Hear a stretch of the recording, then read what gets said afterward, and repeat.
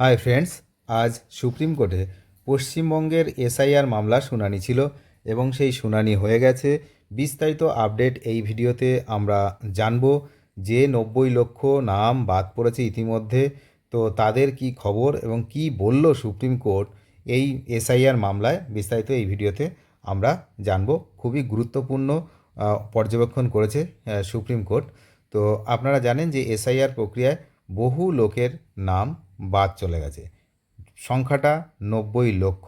তবুও হস্তক্ষেপ করল না সুপ্রিম কোর্ট। সবচেয়ে বড় বিষয়, সুপ্রিম কোর্ট এই মুহূর্তে কোনো হস্তক্ষেপ করল না। ভোটার তালিকায় বড় ধাক্কা এই মুহূর্তে।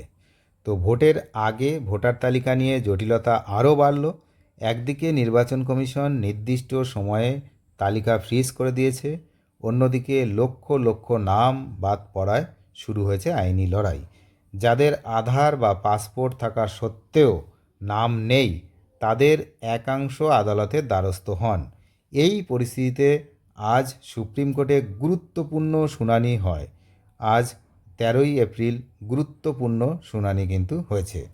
এবং এই যে তালিকা ফ্রিজের যে সিদ্ধান্ত নির্বাচন কমিশন নিয়েছে, তাতে সুপ্রিম কোর্ট কোনো রূপ হস্তক্ষেপ করল না। ভোটার তালিকা ইতিমধ্যেই চূড়ান্ত করে ফেলা হয়েছে। নির্বাচন কমিশন আগেই জানিয়েছিল 9ই এপ্রিল তালিকা ফ্রিজ করা হবে এবং সেই অনুযায়ী কিন্তু তালিকা ফ্রিজ করে দিয়েছে তারা। কিন্তু সমস্যার সূত্রপাত অন্য জায়গায়। এসআইআর প্রক্রিয়ায় 90 লক্ষের বেশি নাম বাদ পড়েছে বলে অভিযোগ। এই নিয়ে বহু মানুষ কিন্তু ট্রাইব্যুনালের দ্বারস্থ হয়েছেন। এর মধ্যেই যাদের কাছে বৈধ পরিচয়পত্র যেমন আধার কার্ড বা পাসপোর্ট রয়েছে, অথচ তালিকায় নাম নেই, তাদের একাংশ সুপ্রিম কোর্টের এই নতুন মামলা দায়ের করেছিলেন। তাদের দাবি ছিল এই পরিস্থিতিতে তাদেরও নাম ভোটার তালিকায় অন্তর্ভুক্ত করা হোক। আজ সোমবার সেই মামলার শুনানিতে প্রধান বিচারপতি সূর্যকান্তের বেঞ্চ স্পষ্ট জানিয়ে দেয়, এই বিষয়ে সরাসরি হস্তক্ষেপ করবে না সুপ্রিম কোর্ট।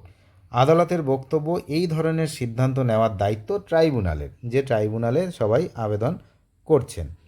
এদিন আরও জানিয়েছেন সুপ্রিম কোর্ট যে কলকাতা হাইকোর্টের প্রধান বিচারপতি ইতিমধ্যেই বলেছেন যে আজ থেকে অর্থাৎ 13ই এপ্রিল থেকে ট্রাইব্যুনাল পূর্ণ মাত্রায় কাজ শুরু করবে, যার ফলে যাদের আপত্তি রয়েছে তাদের বিষয়টি ট্রাইব্যুনালের কাছেই তুলে ধরতে হবে এবং নির্বাচন কমিশনকেও সেই প্রক্রিয়ার মধ্যেই বিষয়টি কিন্তু দেখতে হবে। সুতরাং এর মধ্যে কোনো হস্তক্ষেপ সুপ্রিম কোর্ট করেনি। যেটা আমরা ভেবেছিলাম যে সুপ্রিম কোর্ট কোনো নির্দেশ দিতে পারে যে এই যে ফ্রিজ করে দেওয়া হয়েছে ফ্রিজ সেই বিষয়ে, এবং যে 90 লক্ষ নাম বাদ তাদের বিষয়ে কোনো নির্দেশ আসতে পারে, কিন্তু তেমন কোনো নির্দেশ আসলো না। শুধু এটুকুই বলল যে কলকাতা হাইকোর্টের বিচারপতি তিনি জানিয়েছিলেন যে আজ অর্থাৎ সোমবার থেকে ট্রাইব্যুনাল পূর্ণমাত্রায় কাজ করবেন। তাহলে যা সমস্যা ট্রাইব্যুনালেই বলতে হবে, সুপ্রিম কোর্টে নয়। এই হলো বিস্তারিত আপডেট আজকে সুপ্রিম কোর্টের যে এসআইআর মামলার শুনানি ছিল সেটার। অনেক ধন্যবাদ শেষ পর্যন্ত দেখার জন্য। চ্যানেলে যারা নতুন তারা নিয়মিত আপডেট পেতে অবশ্যই চ্যানেলটিকে সাবস্ক্রাইব করে সঙ্গে থাকবেন। Thank you.